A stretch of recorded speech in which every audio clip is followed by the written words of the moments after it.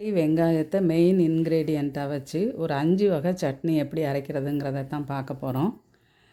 முதலாவது அரைக்கக்கூடிய சட்னிக்கு ஒரு பாத்திரத்தை அடுப்பில் வச்சு அதில் 2 மிளகாய் வத்தல் போட்டிருக்கிறேன். நீங்கள் காரத்துக்கு ஏற்ற மாதிரி போட்டுக்கலாம். போட்டுட்டு அது லேசாக வறுபட்ட உடனே கொஞ்சம் பெரிய வெங்காயம் தான் கட் பண்ணி போட்டிருக்கிறேன்.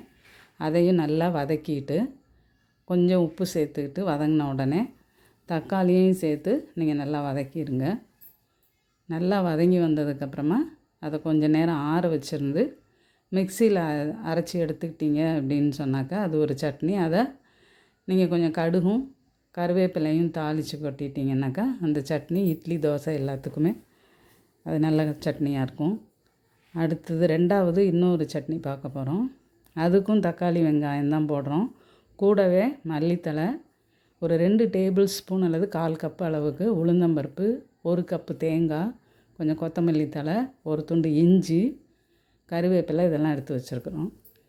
இப்போ ஒரு பாத்திரத்தை அடுப்பில் வச்சுட்டு உளுந்தம்பருப்பு போட்டிருக்கிறேன். நீங்கள் உளுந்தம்பருப்புக்கு பதிலாக கடலைப்பருப்பு அல்லது நிலக்கடலை அல்லது உளுந்தம்பருப்பும் கடலைப்பருப்பும் கலந்து எப்படி வேணாலும் நீங்கள் கம்பைன் பண்ணும்போது அந்த சட்னி ஒவ்வொன்றுக்கும் ஒரு வாசனை இருக்கும். டேஸ்ட்டும் வித்தியாசப்படும். நீங்கள் ட்ரை பண்ணலாம். இப்போ இதில் காரத்துக்கு தேவையான அளவுக்கு மிளகாய் வத்தல் போட்டு அது லேசாக செவந்த உடனே இந்த கருவேப்பிலையும் கொஞ்சம் கூடவே சேர்த்துக்கலாம். கருவேப்பிலை, வெங்காயம் 2யும் சேர்த்து கொஞ்சம் ஓரளவு வதக்கி விடுங்க. இதில் இப்போ இஞ்சி சேர்த்துருக்குறேன். இஞ்சி சேர்த்தா அது ஒரு வாசனை இருக்கும். இஞ்சி இல்லைன்னா இஞ்சி இல்லாத வாசனை அது வித்தியாசமாக உளுந்து வாசனை டாமினேட் பண்ணும். இல்லை நீங்கள் பூண்டு வேணும்னா பூண்டு சேர்த்துக்கலாம். இப்போ ஒவ்வொன்றுக்கும் ஒவ்வொரு வாசனை இருக்கிறதுனால நீங்களே இதில் 2-3 விதமாக சட்னியாக இதை மாற்றிட முடியும். இப்போ இதில் கொஞ்சம் அந்த தேங்காயையும் போட்டு வதக்கிக்கணும். லேசாக வதங்கிடுச்சு. இப்போ இதில் தக்காளி, அடுத்து கொத்தமல்லி தழையை போடணும். கொஞ்சம் வதக்குங்க. வதங்கினதுக்கப்புறமா கொத்தமல்லி தழையை போட்டு உப்பும் போட்டு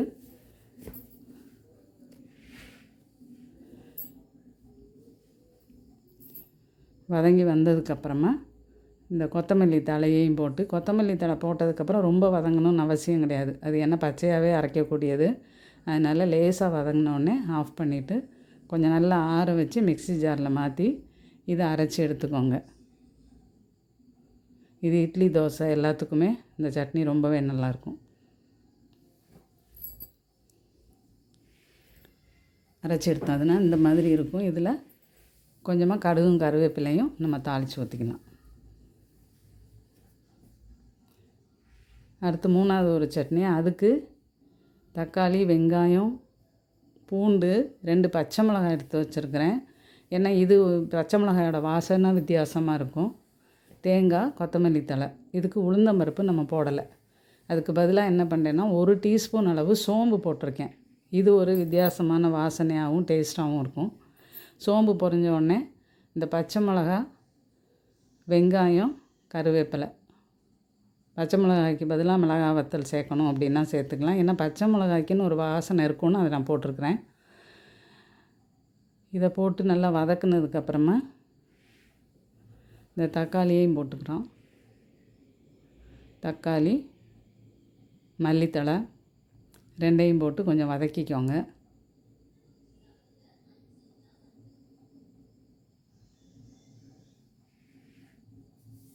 வதங்கி வந்ததுக்கப்புறமா தேங்காயை சேர்த்துக்கலாம். அதில்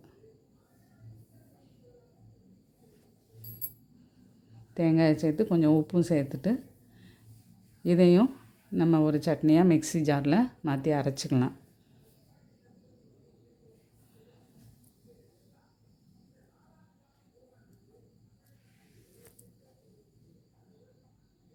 ஆறுனதுக்கப்புறம் அரைச்சி எடுத்திங்கன்னா இந்த மாதிரி இருக்கும். இதுலேயும் கொஞ்சம் கடுகு கருவேப்பிலை நீங்கள் தாளித்து கொட்டிக்கலாம்.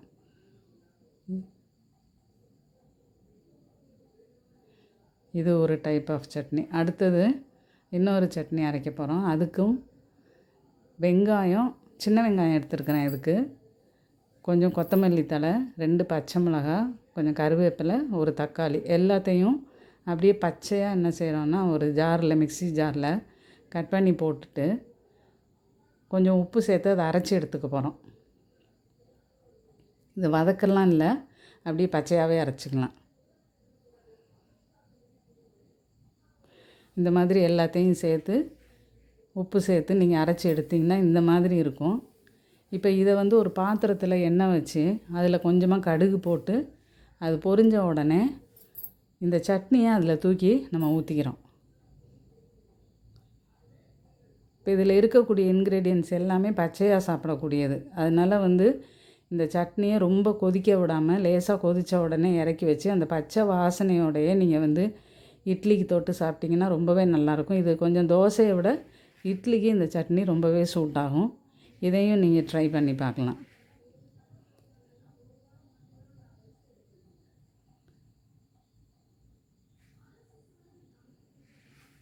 இந்த அளவு கொதிச்சிச்சுன்னா போதும். இதுக்கு மேலே கொதிக்கணும்னு அவசியம் கிடையாது. இந்த பச்சை வாசனை போகாமலே இந்த சட்னியை நீங்கள் இறக்கி வச்சு இதை சாப்பிட்டு பாருங்கள். இதுவுமே நல்லாயிருக்கும். இதுக்கும் கடுகு கருவேப்பிலை நம்ம தாளித்து ஊற்றிக்கலாம். இப்படி இருக்கும். அடுத்து இன்னொரு சட்னி பார்க்கலாம். அதுக்கு சின்ன வெங்காயத்தை கொஞ்சம் நிறையா கட் பண்ணி வச்சுருக்கிறேன். அதே போல் தக்காளி, கொஞ்சம் கருவேப்பிலை தாளிக்கிறதுக்கு மட்டும்.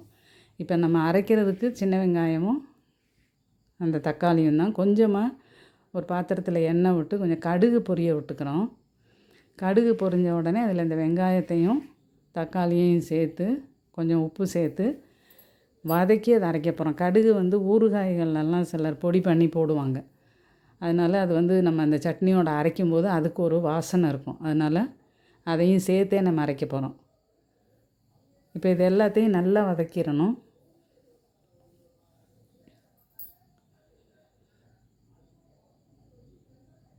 நல்லா வெந்து வதங்கி இப்படி வந்துடும். இதை வந்து நம்ம மிக்ஸி ஜாருக்கு மாற்றி நம்ம அரைச்சி எடுத்துக்கிட்டோன்னா இது ஒரு சட்னி. இதையும் நம்ம கடுகு கருவேப்பிலை தாளித்து கொட்டிக்கலாம். இந்த சட்னியும் இட்லி தோசைக்கு எல்லாமே நல்லாயிருக்கும். இப்போ இந்த சட்னிகளில் நான் செஞ்சுருக்கிற மாதிரி நீங்கள் சின்ன சின்ன மாற்றங்கள் செஞ்சிங்கன்னா உங்களுக்கே டிஃப்ரெண்ட்டான சட்னிகள் அரைக்கிறதுக்கு தோணும். கடலைப்பருப்பு, உளுந்தம்பருப்பு அல்லது நிலக்கடலை இந்த மாதிரி எதை வேணாலும் நீங்கள் மாற்றி ஒரு வேறு வகையான சட்னி. இப்போ இதில் வந்து கொஞ்சம் மிளகாத்தூள் போட்டிருக்கிறேன். ஏன்னா காரம் நம்ம ஏற்கனவே சேர்க்காததுனால இந்த கருவேப்பிலை தாளித்தோடனே கொஞ்சம் மிளகாத்தூள் போட்டு காரத்துக்கு இந்த சட்னியையும் ஊற்றி நீங்கள் இறக்கிட்டிங்கன்னா இது ஒரு நல்ல சட்னியாக இருக்கும். இது எல்லாத்தையுமே நீங்கள் ட்ரை பண்ணி பாருங்கள். நீங்கள் கூட டிஃப்ரெண்ட் காம்பினேஷனில் ட்ரை பண்ணி பாருங்கள். நல்லா இருந்தது அப்படின்னு சொன்னால் கமெண்ட்டில் சொல்லுங்கள்.